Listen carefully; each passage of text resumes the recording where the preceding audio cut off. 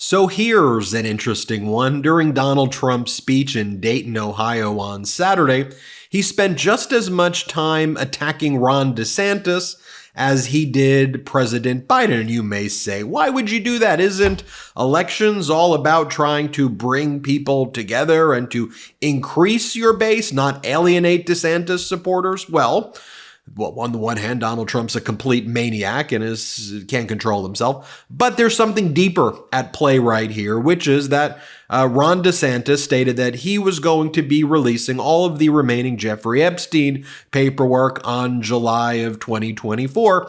And ever since that announcement, Donald Trump's been attacking DeSantis. Let me show you what went down. First, this is Donald Trump in Dayton, Ohio.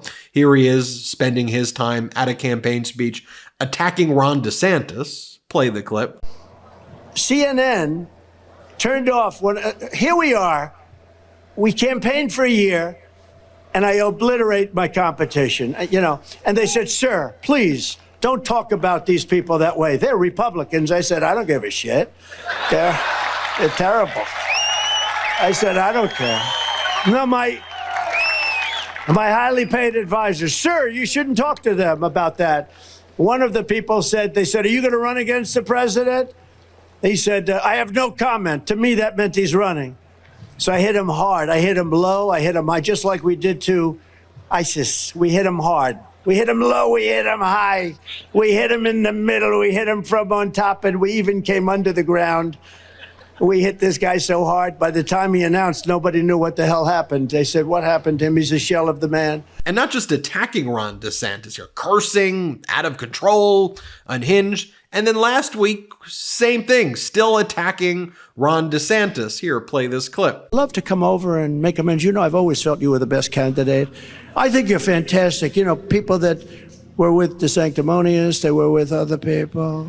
Well, I'm not going to use that name anymore. It's not respectful. Let's call him Ron DeSantis. People. All right, so what predated all of this? Because Trump said previously he was retiring the names calling, and he's saying that he wasn't going to go after DeSantis. Well, again, on the one hand, Trump's a total maniac, unhinged maniac, so you could just say that's why he's attacking DeSantis. But Ron DeSantis held a press conference before Trump started attacking him, saying that he was this is what DeSantis said, that he was going to use his authority as the governor of Florida to make public all of the remaining records there about people's connections with Epstein and all of the court records and everything that's still remaining sealed. Here's what DeSantis said. Play this clip. We're now sitting here decades later, and you've had Epstein, and then Maxwell is actually in prison in Florida, and yet nothing else has ever happened with any of this. How is that possible given the magnitude of what was going on? And what was going on in Florida was only a fraction of what was happening, because you had activities and abuse in New York City, in the Virgin Islands, and this was a massive, massive operation here that was targeting these very, very young girls. And to not have justice on this is something that has been a big black spot on our justice system. So the legislature, and why did that happen? Well, it happened because, you had somebody that was very rich and well-connected and was able to engineer an outcome that the average citizen would likely never have been able to do, and that's wrong. And notice you hear DeSantis use some very specific language. It was just like, I'm going to release this, and it goes, it's important to know the types of people who were involved in this. And he also mentioned Ghislaine Maxwell, and I think that is important as well, because, of course, Donald Trump had a very good relationship with Epstein, but also a very good relationship with Ghislaine. Ghislaine would, this is disgusting for me to have to say, Ghislaine would supply women to Donald Trump. And this was actually written about as well. But remember when Donald Trump was asked a question about Ghislaine, and this is what he said? Play the clip.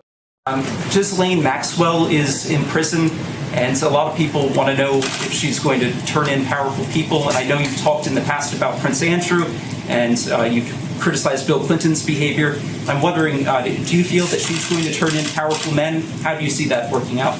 I don't know. I haven't really been following it too much. I just wish her well, frankly. I've met her numerous times over the years, especially since I lived in Palm Beach, and I guess they lived in Palm Beach. But I wish her well, whatever it is. I don't know the situation with Prince Andrew. Just don't know. Not aware of it. Mr. President. So, of course, you probably have all seen the quote of Donald Trump that he gave to New York Magazine back in 2002, where Trump told New York Magazine that he thought Epstein was a terrific guy and noted that Epstein has a penchant for pursuing women on the younger side. Quote, "I've known Jeff for 15 years, terrific guy. He's a lot of fun to be with. It is even said that he likes beautiful women as much as I do, and many of them on the younger side." Of course, we now know with all of the flight logs, Donald Trump's name repeatedly appears on Epstein's flight log for the jet. Of course, we know with deposition transcripts that have already been revealed from victims who Epstein trafficked that, and this is a quote from the deposition of one of the victims, that quote, "Jeffrey said, great, we'll call up Trump and we'll go to, I don't recall the name of the casino, but we'll go to one of Trump's casinos." But this is an article that I've talked about before, but again, it's making its rounds again from a from a UK magazine right here. It is the Sunday Mirror or paper, and this is the confidential section right here. And here's the article, "How Sweet, Trump's Brit of All Right." You see that right there? And it's about someone named Danuska, who Donald Trump put in an apartment because Ghislaine Maxwell basically handed her off to Donald Trump and is referred to as Madame Maxwell in this article. Here's what the article says, and this is from, the exact date is November of 1997. So folks, just put all of this together right here. Just weeks after ditching his second wife, America's best-known billionaire Donald Trump has fallen under the spell of a 20-year-old English girl, Trump 50, who has failed in his bid to secure the services of Princess Diana's butler, Paul Burrell, was in search of another British trophy when he met London model Anuska de Georgias at a party in Manhattan. Several American multimillionaires already had their eyes on Anuska, but she was there with Robert Maxwell's daughter, Ghislaine Maxwell, who introduced several of her attractive friends to the property developer. Pause there. This is in 1997. This is being written. And you'll now, of course, know that Ghislaine was Epstein's right hand who trafficked the girls for Epstein. This is an article from 1997. And none of his would-be rivals owned a vast mansion in Florida like Donald did. Mar-a-Lago, where I have dined with him and his outgoing wife Marla, is enough to make any young girl go weak at the knees. After their meeting, Trump flew Madame Maxwell and the model south to the Sunshine State, where all three enjoyed a happy weekend together. When they returned to New York, Anuska was installed in one of Donald's many apartments there. Miss De Georgia likes older men. She went out with, and says somebody else there. That is a disgusting article right there, but that's what Trump was doing in 1997. And the author of this even calls her a Madame Maxwell, hinting out what was actually, what Maxwell was doing, at least at this time generally. Let's go back to that speech, though, where you see Donald Trump also like the disgusting things that he's talking about. This is Donald Trump's speech again in Dayton. Normally in campaign speeches, you talk about things that you want to do for the American people. But here, Donald Trump is talking about Fulton County District Attorney Fani Willis and talking about how her name, it's disgusting. Here, just play this clip. Local cases like Fani. It's spelled Fanny. It's spelled Fanny like your ass, right, Fanny? But when she became DA, she decided to add a little French, a little fancy. Fani, and... So just think about the gutter where Donald Trump's mind is when he's giving these speeches. I mean, utterly gutter stuff right here. And then I want to play this for you as well to kind of tie this all together. I mean, you go back and you look at some of the interviews that Donald Trump did in the 90s and the early 2000s, like this one on Howard Stern, where Donald Trump brags about looking at naked teenage girls, because he was, as the owner of the Miss Teen pageant, he would go and he would inspect little girls not wearing clothes.